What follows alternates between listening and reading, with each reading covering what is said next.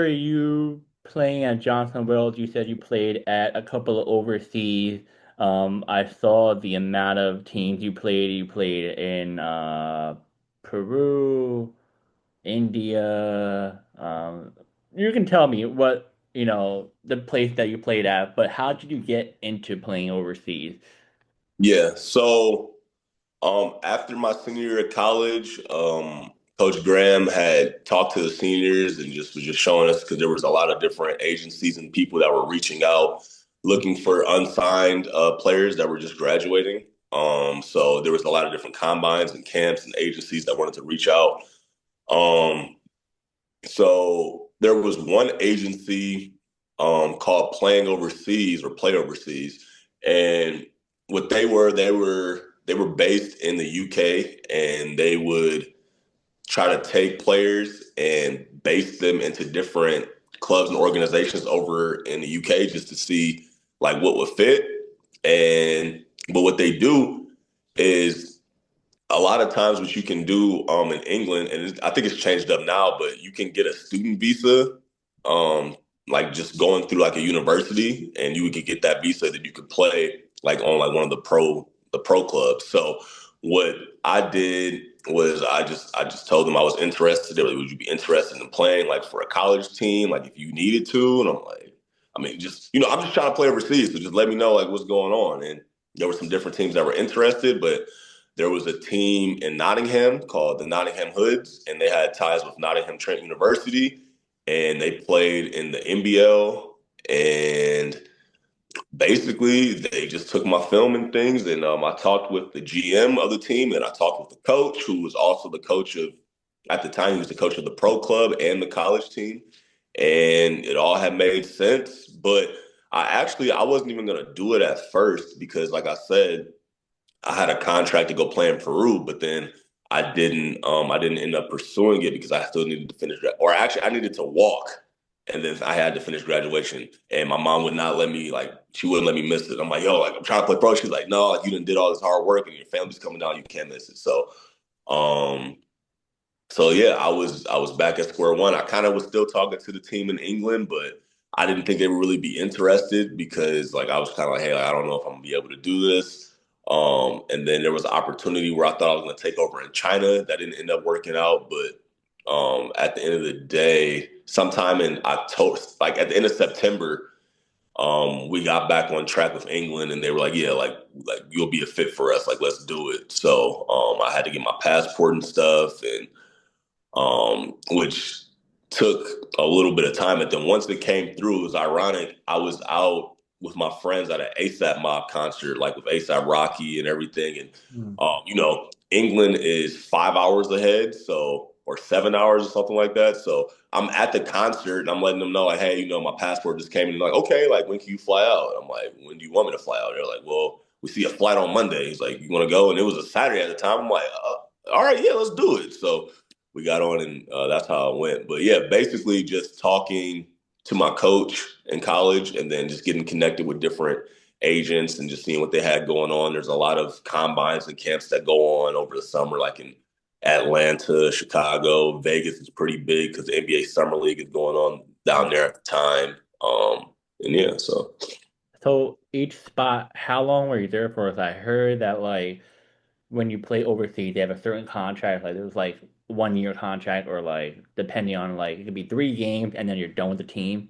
Like how yeah, with the contracts? I know you were with 5 or 6 different, I would say countries. You want to say or yeah, I played in I think 11 different countries, I want to say, but they were all like different. Like I know in England, that was probably one of my longest stints. I think I was there from October until May, so probably like I think that's like 8 months. And then Peru, I played. That was probably like a month and a half. It was just a tournament, and then I used that film to be able to get drafted over in Costa Rica. Their season goes for about 2.5 months, and then I played there twice. Um, then I got drafted to go over to Thailand.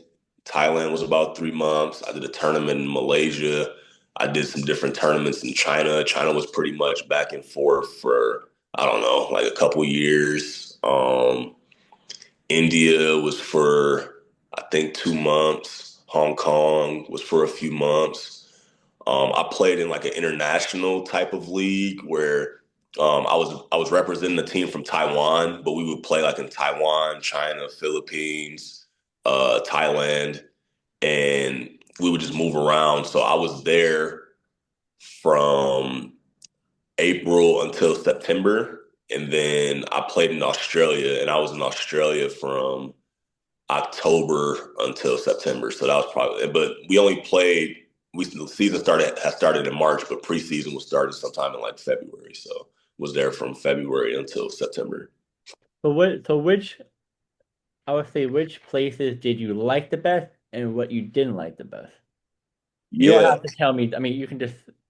I don't want you to say their names to throw shade or Oh nothing. yeah, yeah, for sure. No, no, no. The place I definitely liked the best was for sure Costa Rica. Just with it, it's not the biggest league, but they're very like family oriented. Like the first team that I played for was in Carthago, which is like up in the mountains. It was kind of cold, but they really looked out for me. The boss of the team or the owner of the team and the management, they really looked out for me, like got me my food. I met one of my really best friends that his name's Shez. He's from Costa Rica. That's one of my best friends. And then I ended up going back the second year to Limon, which was like a totally different experience. Like I was up in the mountains the first year. Limon is all on the beach, so like I had like a waterfront apartment. Like you could see the beach every day, you could see the water and everything. They have a lot of Caribbean ties out there, Jamaican food. We also had like a nutritionist.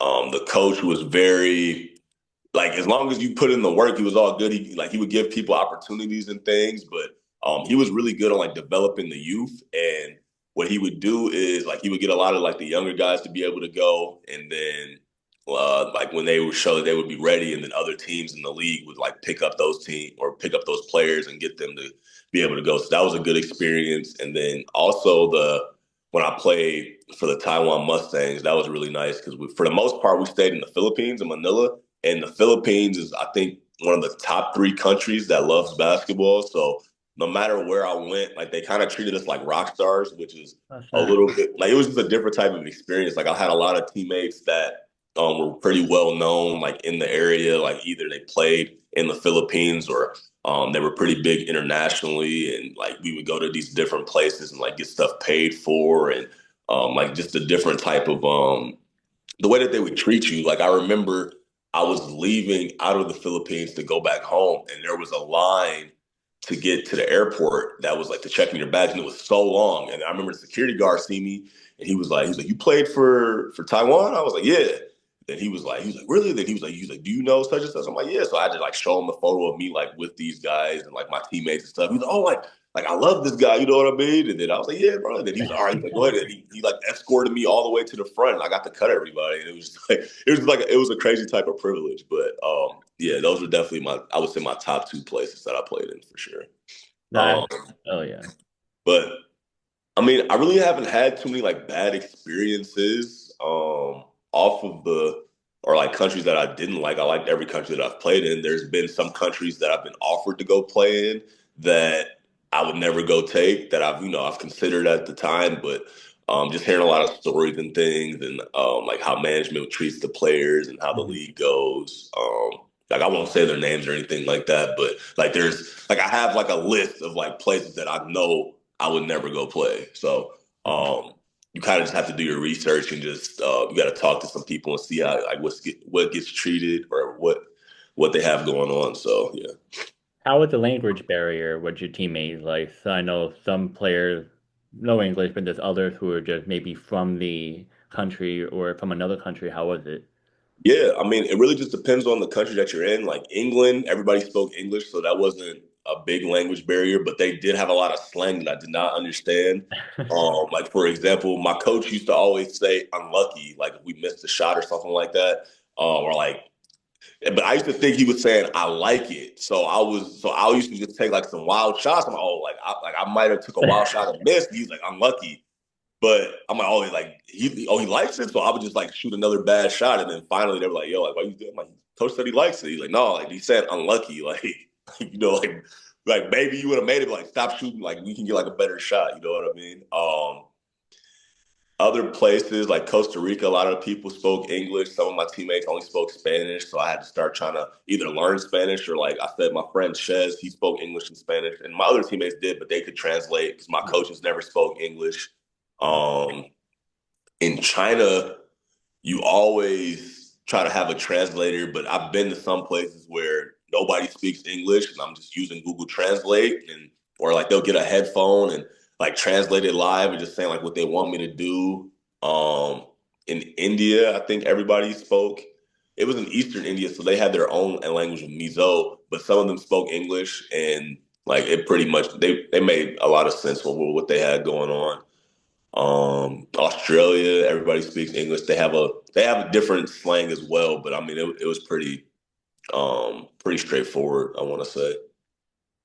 Oh, Um, Thailand though. Thailand was tough too. Like we had a translator, but even the translator didn't speak good English either. So um I, like a lot of times like we'd be in that huddle and like the coach would be asking my coach was Filipino, so that made sense, but like the management might be asking for something else, like, okay, like, we want Tevis to get more rebounds or something like that. And then, but the guy's like, yeah, he wants you to jump higher. I'm like, got it. All right, yeah, no problem. But yeah, so what was there a favorite food in any of those countries that you liked a lot? yeah, so again, like being in Limon, Costa Rica, like they had a restaurant that I can go eat 3 times a day. That was a lot of Caribbean based, like really good food, jerk chicken, rice and peas, get any type of tea or smoothie or any type of like ginger or beetroot, like a lot of natural type of things. And they also had the nutritionists that had like very healthy foods, like with like avocado based, like different types of grilled chicken, like super healthy. Like I was never hungry out there. Being in India, like a lot of their food was really good. I like, the butter chicken and the rice and all the food that they had out there. I'm trying to think anywhere else that really stands out. I want to say those are the main. Oh, China with like the hot pot. I like just being able to go at nighttime, getting the hot pot, or like they'll have like these barbecues outside. You can get like Okay. barbecue lamb and like anybody who's like who plays over in China, like they know like the barbecue spots that I'm talking about. You can just stay out there all night, and it's pretty cheap, and you can eat good, like chicken, lamb. You can get like any type of rice or fried rice or noodles or anything like that. What lesson have you learned from this though? Like from you going overseas, did you learn a whole lot? I know you learned a whole lot about the culture and how to play a professional, but what did you learn in general from all that? Yeah, I mean, for the most part, just really knowing how to be by myself. Like when you're overseas, you are secluded or like isolated a lot of times because like your teammates may have a job or like they have families of their own or they have like they're busy, they stay far away. And like a lot of times I was just by myself. If I didn't like know anybody out there, I could just but you didn't want to just stay inside the room, you know what I mean? And just like play video games, whatever. Like I felt like it was best when I would go outside, I walk around, and I always wanted to start trying to see things that I couldn't see back at home. Like in Costa Rica, I would see volcanoes, or in the Philippines, going to different types of islands, and Mhm. Australia just showing like different types of parks, and being with the kangaroos, and India just showing their like if you've ever seen like Azul and Mizoram, like it kind of has that type of Santorini type feel, like with all the houses and things, but at night, like it's so beautiful. Like you're driving like back home and you could just see like at nighttime, like all the lights and all the houses, like it's amazing to see. But yeah, just trying to be by myself, and just making sure I'm staying out of my comfort zone and not just being by myself. Like when I'm out in public, just saying hi to different people. Like, I do stand out because like there may not be a lot of black people in the area or just tall people in general. So just saying hi to people that are staring or just like trying to have small conversations, just trying to meet different people and seeing their day to day type of lives because basketball is not their lives. You know what I mean? They just enjoy to watch it because they're fans, but just seeing like what their day to day lifestyles is. But yeah, for sure. Did your family ever came out like visit you when you were in these countries, or were they just at home? Yeah, so the first family member that came overseas was my aunt. She came to visit me when I was playing in Hong Kong, which was like a relief. And it was supposed to be my mom and my aunt, but my mom ended up being sick and she couldn't end up coming. But my aunt ended up coming. And then when I was playing in Australia, my sister had came out, but then my grandma decided to tag along, and then my mom came out and she surprised me, and that was really nice. Like that was like a breath of fresh air as well because I like a lot of times when I'm overseas, like I'm naming all these countries, but some of those countries I just went like from that country to that country. Like I probably didn't come back to the States, or if I did, it might have been for like a week or two, and then like I would just go right on to the next place. So like a lot of times so out like I'm so many hours ahead and I can't talk to my family because like it's late at night or it's early in the morning for them or like I'm about to go to bed, they're just waking up. They have things going on. So um just with my family, like when my mom and my sister, my grandma came through, that was definitely one of the best experiences. My coaches and my teammates, they looked out, just gave them different things to go see. We had like a intro night to the season didn't start yet, so they saw like we play a scrimmage, but we had like an intro night of like presentation of the jerseys and everything, so they were able to just to see like how we're about to get started and just getting that experience like was definitely something like good. And I hope that whenever I get back overseas, like it would encourage like I want my stepdad, I want my stepbrother, my other friends to be able to come out to come see me as well too. So How do they uh how do they see it from watching you in college and high school to see you in a pro? Like how do they really like this is different or this is pretty awesome? How do they view it from watching from the stands from over the years? yeah, I mean, like I said, when I was in college, I was more just a role player, and then when I got overseas, a lot of places I played in, I was like, if I wasn't the man, I was like a main like contributor. So just from it being like me, just like making like a little bit of plays in college to me almost making every play overseas, or just the person that has the ball in their hands, or like having to make like that clutch play, the big shot, and like all the fans, like coming up to you after the game, wanting to take pictures and get your autographs and different things. It's like, even though like I'm not in the NBA, like to them they're like, wow, like you really like are a superstar. They love you, like they treat you like really good. You know what I mean? So it was definitely nice to see that as well. Like to have my family be able to see that. Like even if they're watching it online, and you can hear like the commentators saying my name, and there's pregame like players to watch, like Tevis Robinson Jr. Like he's averaging all these points and he's doing all these things coming off of a win. He's going to look to make an impact and like so that's what my family really likes seeing.